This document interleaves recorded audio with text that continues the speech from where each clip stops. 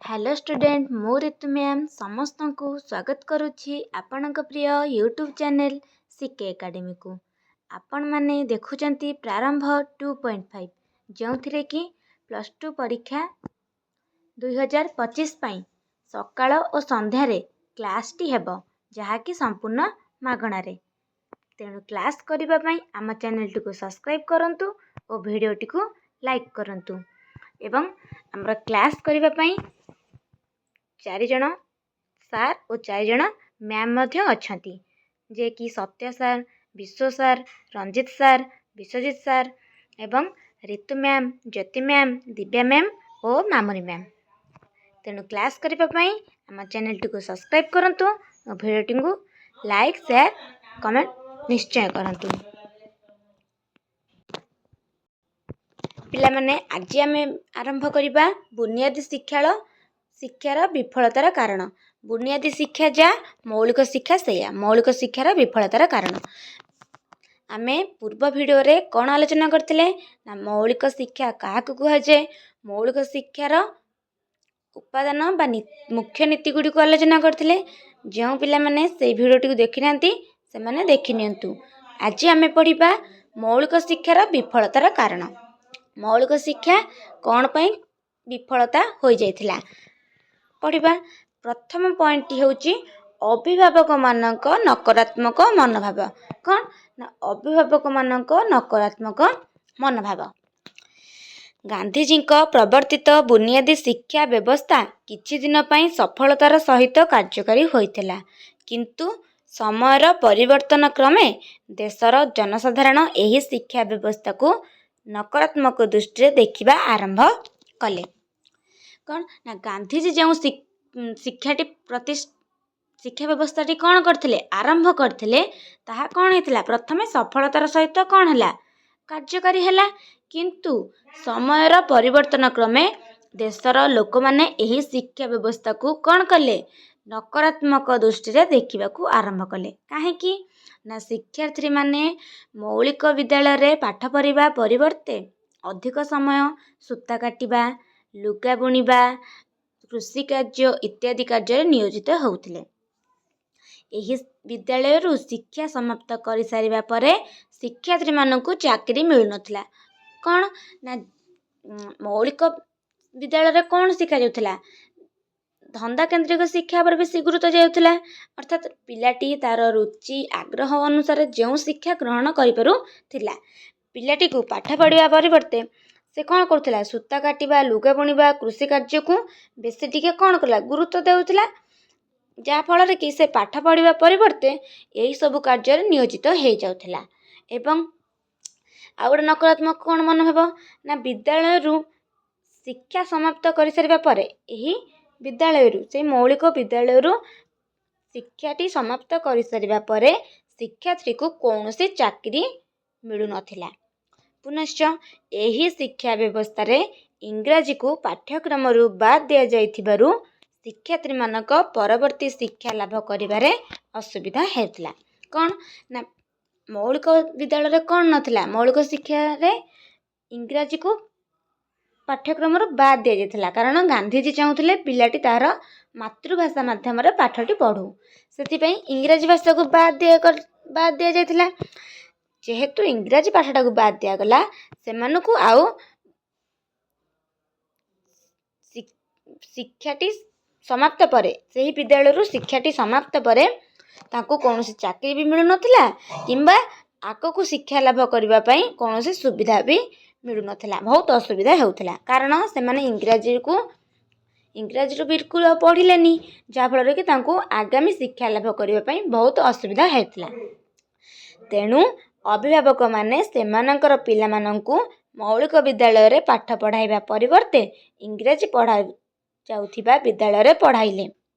कौन ना जेहेतु मौलिक शिक्षा व्यवस्था रे इंग्राजी पाठ्यक्रमटा रहिला ना, जा फल कि पिला मानकर कौन हला शिक्षा लाभ करिबा पई आगामी रे बहुत असुविधा हला।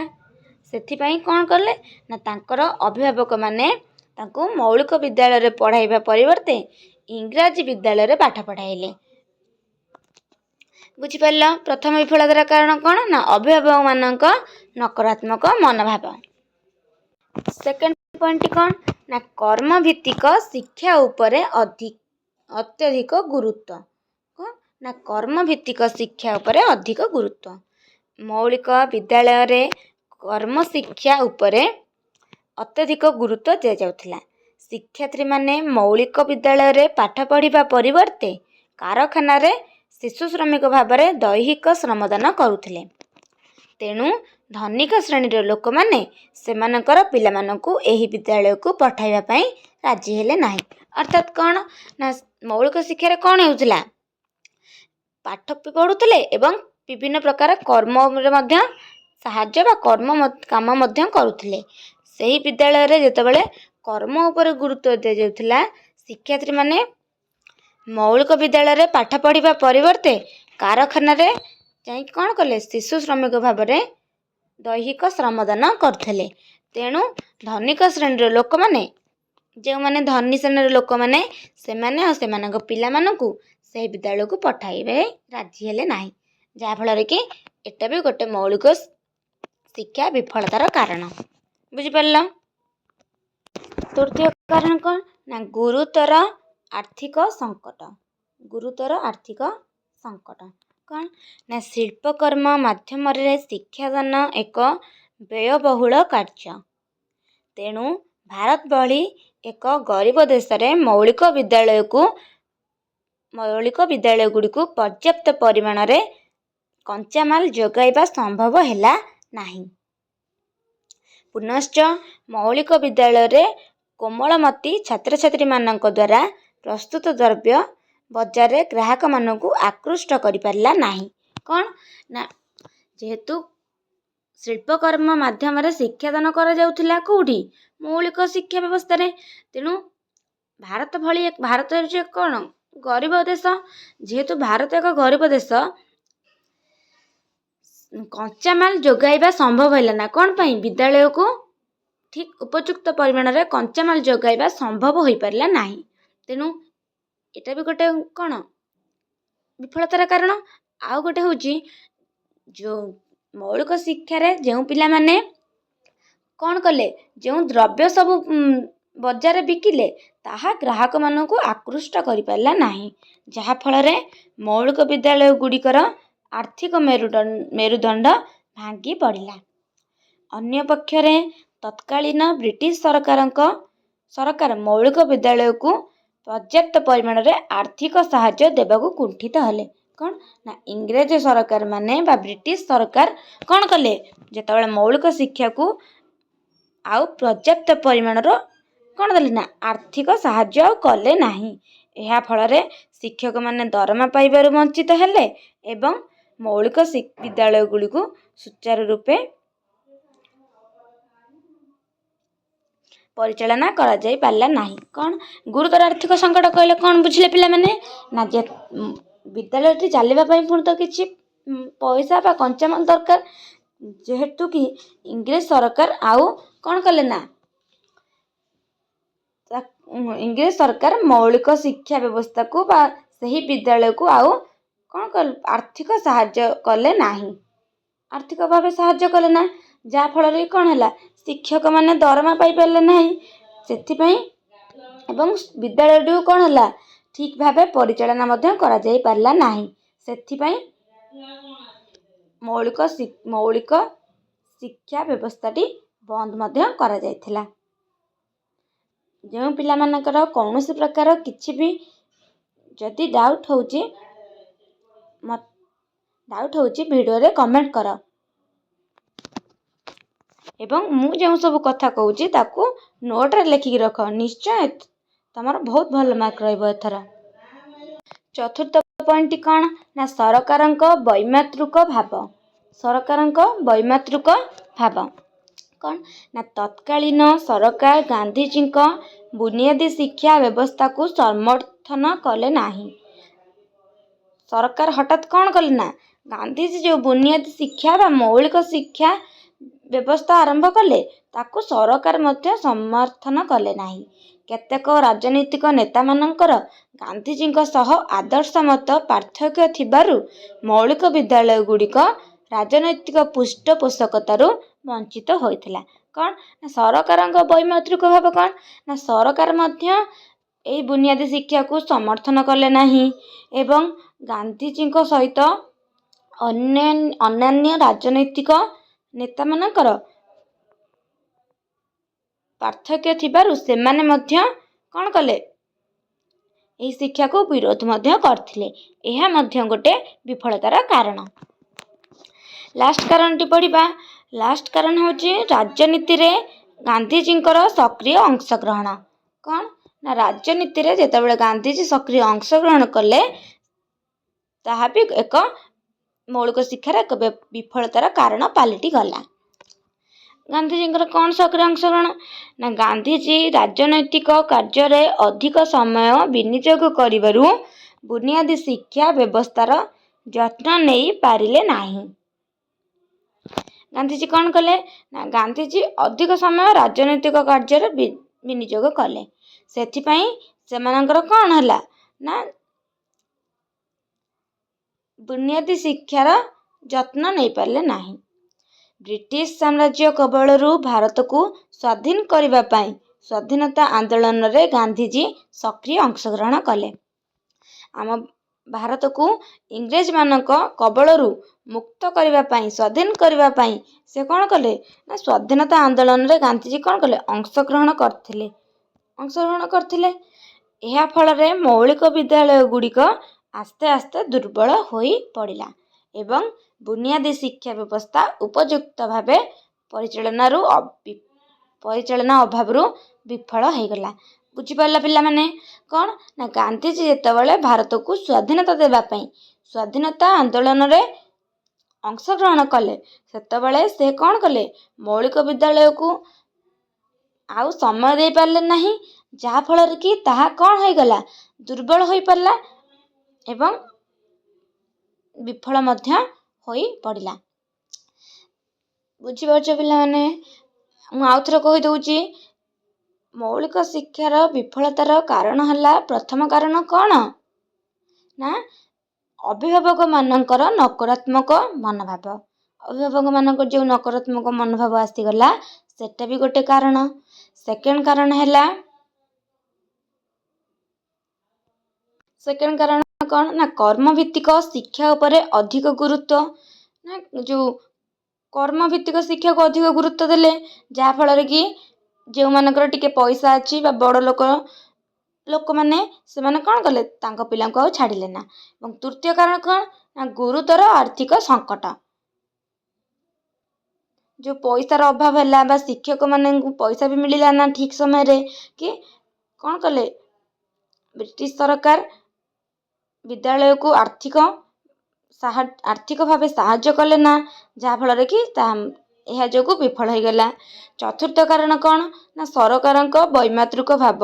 ସରକାର ମଧ୍ୟ ମୌଳିକ ଶିକ୍ଷାକୁ ସମର୍ଥନ କରିପାରିଲେ ନାହିଁ, ତାହା ମଧ୍ୟ ଗୋଟେ ବିଫଳତା କାରଣ। ଏବଂ ଅନ୍ୟ ଲାଷ୍ଟ ବିଫଳତାର କାରଣ ହେଉଛି ରାଜନୀତିରେ ଗାନ୍ଧିଜୀଙ୍କ ସକ୍ରିୟ ଅଂଶଗ୍ରହଣ। ବୁଝିପାରିଲେ ପିଲାମାନେ? ଆମେ ଗାନ୍ଧିଜୀଙ୍କର ଶିକ୍ଷା କ୍ଷେତ୍ରକୁ ଅବଦାନଟି ବିଷୟଟି ସରିଯାଇଛି।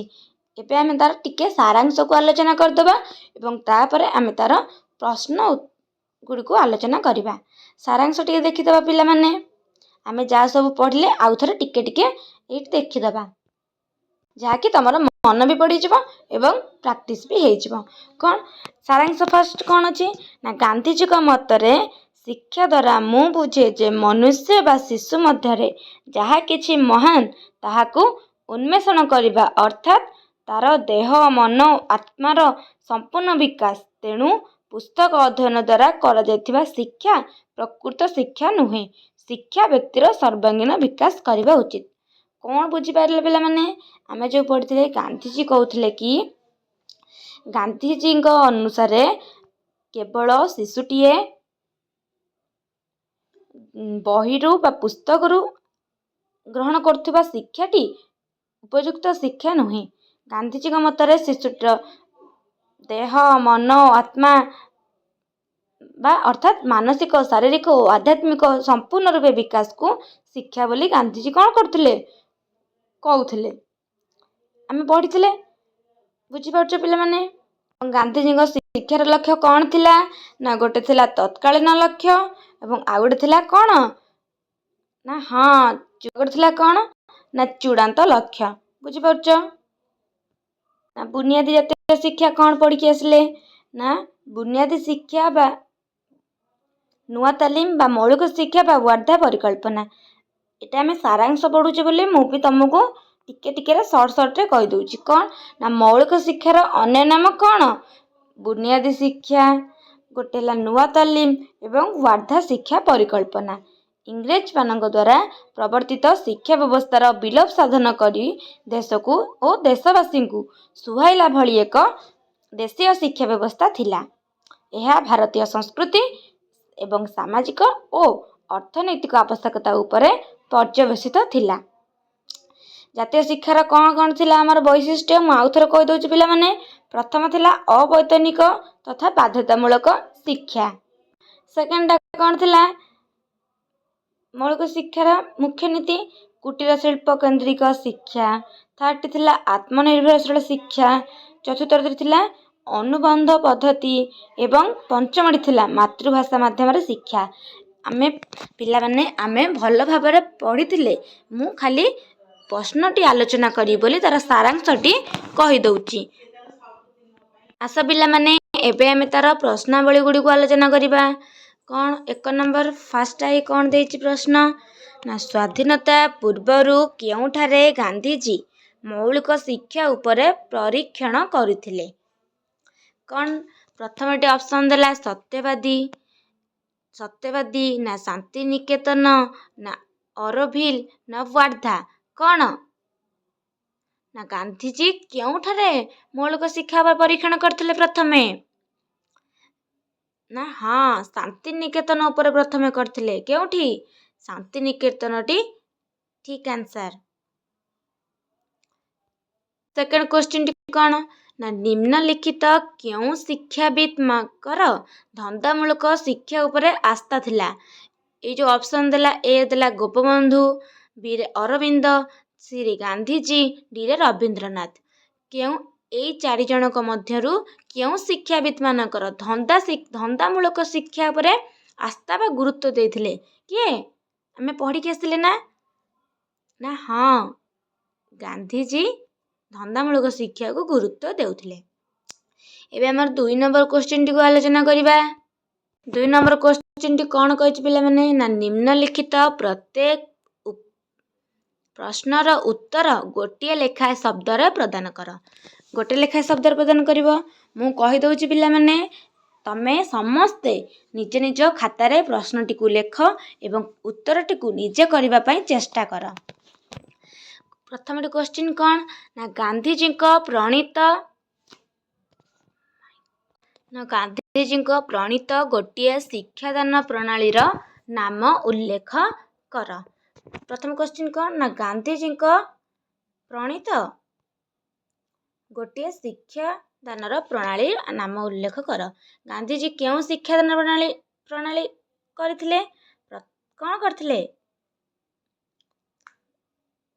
ଗାନ୍ଧିଜୀ ଯେଉଁ ଶିକ୍ଷାଦାନ ପ୍ରଣାଳୀ କରିଥିଲେ, ଗୋଟେ ହେଉଛି ତା ଦେହରୁ କ'ଣ? ଧନ୍ଦାମୂଳକ ଶିକ୍ଷା। ଆମେ ପଢ଼ିଥିଲେ ଧନ୍ଦା ମାଧ୍ୟମରେ ଶିକ୍ଷାକୁ ଗାନ୍ଧିଜୀ କ'ଣ କରୁଥିଲେ? ଗୁରୁତ୍ୱ ଦେଉଥିଲେ। ଦ୍ୱିତୀୟଟି ହେଲା ମୌଳିକ ଶିକ୍ଷାର ଯେକୌଣସି ଗୋଟିଏ ନୀତି ଉଲ୍ଲେଖ କର। ମୌଳିକ ଶିକ୍ଷାର ଯେକୌଣସି ଗୋଟିଏ ନୀତି ଉଲ୍ଲେଖ କର। ଆମେ ମୌଳିକ ଶିକ୍ଷାର 5ଟି ନୀତି ପଢ଼ିଥିଲେ, ତା ଭିତରୁ ଗୋଟିଏଟି ଉଲ୍ଲେଖ କର। କରିପାରିବ ପିଲାମାନେ? ମୁଁ କହିଦେଉଛି, ଗୋଟିଏ ଯଦି ଦେଇଛି ଗୋଟିଏଟି ଲେଖିଦେବ ଅବୈତନିକ ତଥା ବାଧ୍ୟତାମୂଳକ ଶିକ୍ଷା। କ'ଣ ନା ଅବୈତନିକ ଓ ବାଧ୍ୟତାମୂଳକ ଶିକ୍ଷା। ଅବୈତନିକ ବାଧ୍ୟତାମୂଳକ ଶିକ୍ଷା କ'ଣ ଥିଲା? ନା 7ରୁ 14 ବର୍ଷ ପର୍ଯ୍ୟନ୍ତ ପିଲାମାନଙ୍କୁ ମାଗଣା ଓ ବାଧ୍ୟତାମୂଳକ ଶିକ୍ଷା ପ୍ରଦାନ କରାଯାଉଥିଲା। ତୃତୀୟଟି କ'ଣ? ନା ମୌଳିକ ଶିକ୍ଷାର ପ୍ରଥମ ଜାତୀୟ ସମ୍ମିଳନୀ କେବେ ଅନୁଷ୍ଠିତ ହୋଇଥିଲା? ମୌଳିକ ଶିକ୍ଷାଟି ପ୍ରଥମେ ଯେଉଁ ସମ୍ମିଳନୀଟି କେବେ ଅନୁଷ୍ଠିତ ହୋଇଥିଲା? ନା 1937 ମସିହା ମହାରାଷ୍ଟ୍ରର ୱାର୍ଦ୍ଧାଠାରେ ହୋଇନଥିଲା। ମୌଳିକ ଶିକ୍ଷାର ଜାତୀୟ ସମ୍ମିଳନୀଟି 1937 ମସିହା ମହାରାଷ୍ଟ୍ରର ୱାର୍ଦ୍ଧାଠାରେ ହୋଇଥିଲା। ଲାଷ୍ଟ କ୍ୱେଶ୍ଚିନ୍ଟି 2 ନମ୍ବରର, ଗାନ୍ଧିଜୀଙ୍କ ପ୍ରବର୍ତ୍ତିତ ଶିକ୍ଷା ବ୍ୟବସ୍ଥାର ନାମ କ'ଣ ଥିଲା? ଗାନ୍ଧିଜୀ କେଉଁ ଶିକ୍ଷାଟିକୁ ଆରମ୍ଭ କରିଥିଲେ ବା ପ୍ରବର୍ତ୍ତନ କରିଥିଲେ? କ'ଣ ନା ମୌଳିକ ଶିକ୍ଷା। ଏବଂ ତାକୁ ନୂଆ ତାଲିମ ବି ଲେଖିପାରିବ, ୱାର୍ଦ୍ଧା ସମ୍ମିଳନୀ ବି ଲେଖିପାରିବ, ବୁନିୟାଦୀ ଶିକ୍ଷା ମଧ୍ୟ ଲେଖିପାରିବ। ଏବେ ଆମେ ତା 3 ନମ୍ବର କ୍ୱେଶ୍ଚିନ୍ଟିକୁ ଆଲୋଚନା କରିବା। 3 ନମ୍ବର କ୍ୱେଶ୍ଚିନ୍ଟି କ'ଣ ଅଛି? ପ୍ରଥମଟି ନା ନିମ୍ନଲିଖିତ ପ୍ରତ୍ୟେକ ପ୍ରଶ୍ନର ଉତ୍ତରକୁ 2 ବା 3ଟି ବାକ୍ୟରେ ପ୍ରଦାନ କର। କ'ଣ ନା ଶିକ୍ଷାର ଚରିତ୍ର ଗଠନ ଲକ୍ଷ୍ୟ କହିଲେ କ'ଣ ବୁଝାଯାଏ?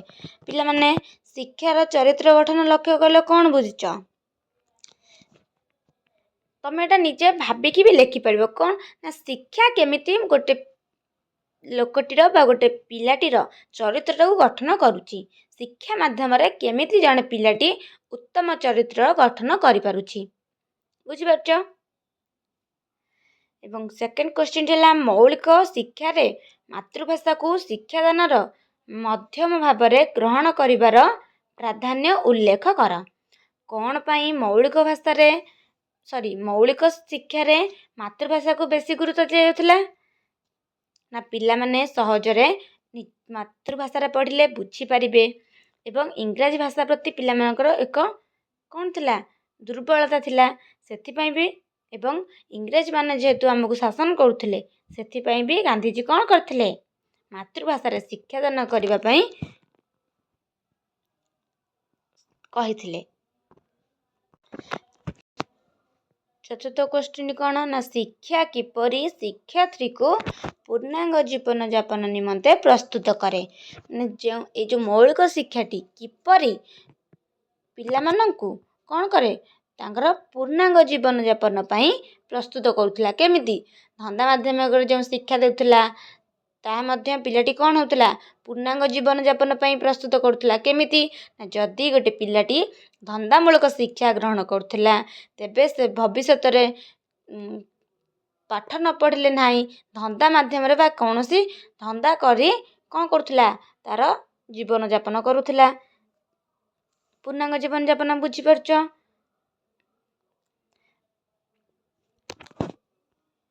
ଚାରି ନମ୍ବର କ୍ୱେଶ୍ଚିନ୍ଟି କ'ଣ ନା ପ୍ରତ୍ୟେକ ପ୍ରଶ୍ନର ଉତ୍ତରକୁ 6ଟି ବାକ୍ୟରେ ପ୍ରଦାନ କର। ମୁଁ ପ୍ରଶ୍ନଟି କହିଦେଉଛି, ପିଲାମାନେ ସମସ୍ତେ ନିଜ ନିଜ ଖାତାରେ ଏହି କ୍ୱେଶ୍ଚିନ୍କୁ ପ୍ରାକ୍ଟିସ୍ କରିବ।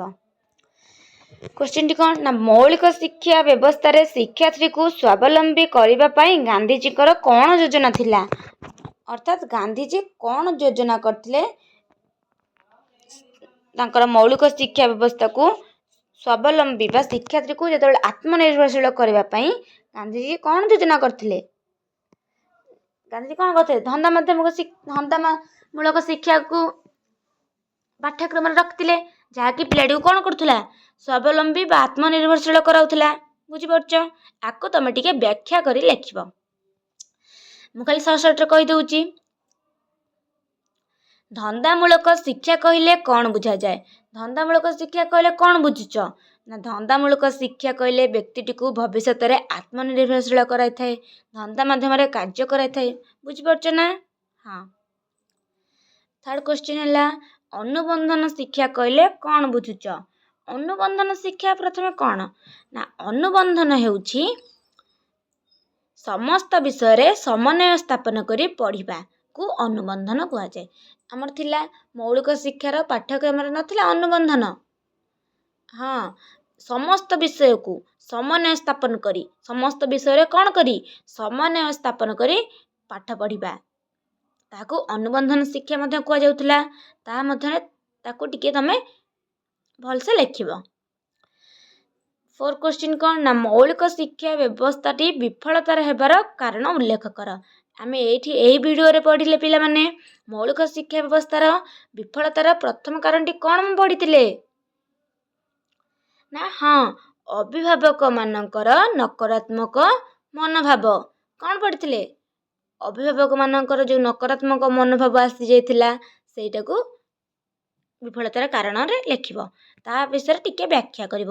ନକାରାତ୍ମକ ମନୋଭାବ କ'ଣ ଥିଲା ନା, ଯେହେତୁ ମୌଳିକ ଶିକ୍ଷାରେ ଇଂରାଜୀକୁ ପାଠ୍ୟକ୍ରମରେ ବାଦ୍ ଦିଆଯାଇଥିଲା, ଯାହାଫଳରେ କି ପିଲାମାନେ କ'ଣ ଭବିଷ୍ୟତରେ ଉଚ୍ଚ ଶିକ୍ଷା ପାଇଁ ବହୁତ ଅସୁବିଧା ହେଉଥିଲା ଏବଂ ତାଙ୍କୁ ଚାକିରି କ୍ଷେତ୍ରରେ ମଧ୍ୟ ସହଜରେ ଚାକିରି ମିଳୁନଥିଲା, ଯାହାଫଳରେ କି ପିଲାମାନଙ୍କର ଅଭିଭାବକମାନେ ସେମାନଙ୍କୁ ଆଉ ମୌଳିକ ବିଦ୍ୟାଳୟକୁ ନ ଛାଡ଼ି ଇଂରାଜୀ ସ୍କୁଲରେ ବା ଇଂରାଜୀ ବିଦ୍ୟାଳୟରେ ପାଠ ପଢ଼ାଇବାକୁ ପଠାଉଥିଲେ।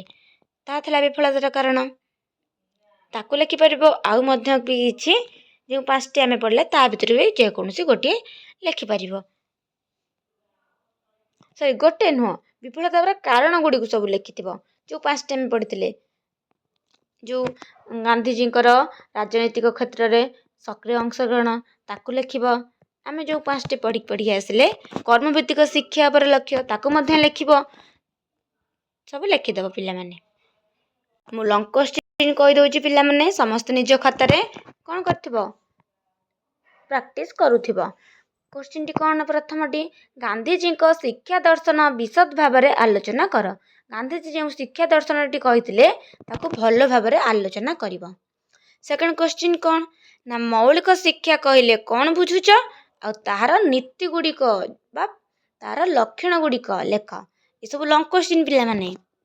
ଥାର୍ଡ କୋଶ୍ଚିନ୍ଟି କ'ଣ ନା, ଗାନ୍ଧିଜୀଙ୍କ ପ୍ରଣୀତ ଶିକ୍ଷାର ଲକ୍ଷ୍ୟ ଗୁଡ଼ିକୁ ଆଲୋଚନା କର। ଗାନ୍ଧିଜୀ ଯେଉଁ ଶିକ୍ଷାର ଲକ୍ଷ୍ୟଟି ନଥିଲା, ପ୍ରଥମେ ଥିଲା ଚୂଡ଼ାନ୍ତ ଲକ୍ଷ୍ୟ ଓ ତତ୍କାଳୀନ ଲକ୍ଷ୍ୟ, ତାକୁ ଆଲୋଚନା କରିବ। ଚତୁର୍ଥ କୋଶ୍ଚିନ୍ କ'ଣ ନା, ଗାନ୍ଧିଜୀ ସୁପାରିଶ କରିଥିବା ବିଭିନ୍ନ ଶିକ୍ଷାଦାନ ପ୍ରଣାଳୀ ଗୁଡ଼ିକୁ ଆଲୋଚନା କର। ଗାନ୍ଧିଜୀ କ'ଣ ସୁପାରିଶ କରିଥିଲେ ତାକୁ ଆଲୋଚନା କର। ମୁଁ ଆଉ ଥରେ କହିଦେଉଛି ପିଲାମାନେ, ସିକେ ଏକାଡେମୀ ତରଫରୁ ଆରମ୍ଭ ହୋଇସାରିଛି ପ୍ରାରମ୍ଭ 2.5, ତେଣୁ ଯାହାକି +2 ପରୀକ୍ଷା 2025 ପାଇଁ ପ୍ରତିଦିନ ସକାଳ ଓ ସନ୍ଧ୍ୟାରେ କ୍ଲାସ୍ଟି ହେଉଛି, ଯାହାକି ସମ୍ପୂର୍ଣ୍ଣ ମାଗଣାରେ। ତେଣୁ କ୍ଲାସ୍ କରିବା ପାଇଁ ଆମ ଚ୍ୟାନେଲଟିକୁ ସବସ୍କ୍ରାଇବ୍ କରନ୍ତୁ ଓ ଆଜିର ଏହି ଭିଡ଼ିଓଟି ଭଲ ଲାଗିଥିଲେ ଗୋଟେ ଲାଇକ୍ କରନ୍ତୁ। ଏବଂ ମୁଁ କହିଦେଉଛି ପିଲାମାନେ, ଆଗାମୀ ଅଧ୍ୟାୟରେ ଆମେ ପଢ଼ିବା ବା ଆଗାମୀ ଭିଡ଼ିଓରେ ଆମେ ପଢ଼ିବା କ'ଣ ନା, ଆମେ ଗାନ୍ଧିଜୀଙ୍କ ଅବଦାନ କ'ଣ ଜାଣିଲେ, ଆମେ ଆଗାମୀ ଭିଡ଼ିଓରେ ଗୋପବନ୍ଧୁଙ୍କ ବିଷୟରେ ପଢ଼ିବା।